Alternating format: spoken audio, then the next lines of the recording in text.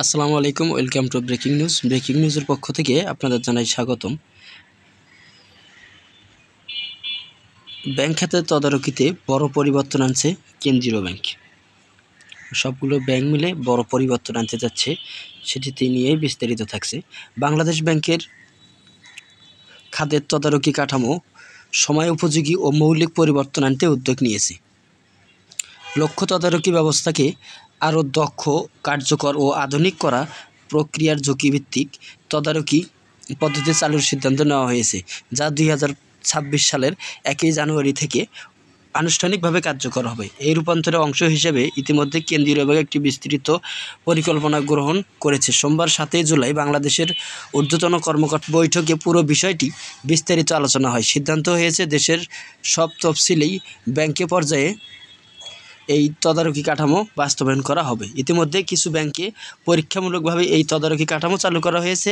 তাতে ইতিবাচক ফল আশায় আগামী জুলাই থেকে ধাপে ধাপে দেশের সব তফসিলি ব্যাংকের বাস্তবায়ন শুরু হবে।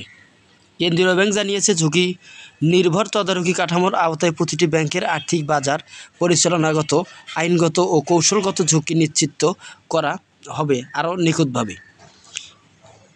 সেই অনুযায়ী ব্যবস্থা নেওয়া হবে। এতে করে প্রতিটি ব্যাংকের কার্যক্রম আলাদা আলাদা মূল্যায়ন করা হয়, ঝুঁকিপূর্ণ ক্ষেত্রগুলোকে দ্রুত হস্তক্ষেপ করা সম্ভব হবে।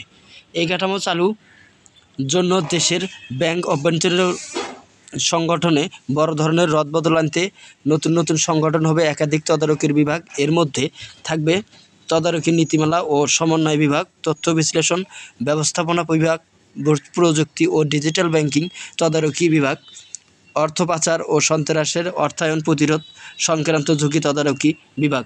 প্রতিটি ব্যাংকের জন্য নির্ধারিত থাকবে পৃথক তদারকি টিম। তথ্যভিত্তিক তদারকি নিশ্চিত করে তৈরি করা হচ্ছে নতুন তথ্য সংগ্রহ বিশ্লেষণ পদ্ধতি। এটি কেন্দ্রীয় তদারকি প্ল্যাটফর্ম গড়ে তোলা হচ্ছে। বাংলাদেশ ব্যাংকের আশা করেছে, এই রূপান্তরের ফলে দেশের ব্যাংক খাতে জবাবদিহিমূলক সংস্কৃতি প্রতিষ্ঠা পাবে, তদারকি আরও ফলপ্রসূ হবে এবং প্রযুক্তি নিয়ে উদ্ভাবনে উৎসাহ মিলবে। এই সঙ্গে আর্থিক খাতের স্থিতিশীলতা ও সুসংহত হবে, অর্থনৈতিক ভিত্তির আরও মজবুত হবে। কেন্দ্রীয় ব্যাংক জানিয়েছে, এই দীর্ঘদিন রূপান্তরের যাত্রার সংশ্লিষ্ট পক্ষের সহযোগিতা ও অংশগ্রহণ কাম্য, যাতে সম্মিলিতভাবে একটি আধুনিক, ঝুঁকি সচেতন এবং টেকসই ব্যাংকিং পরিবেশ গড়ে তোলা সম্ভব হয়।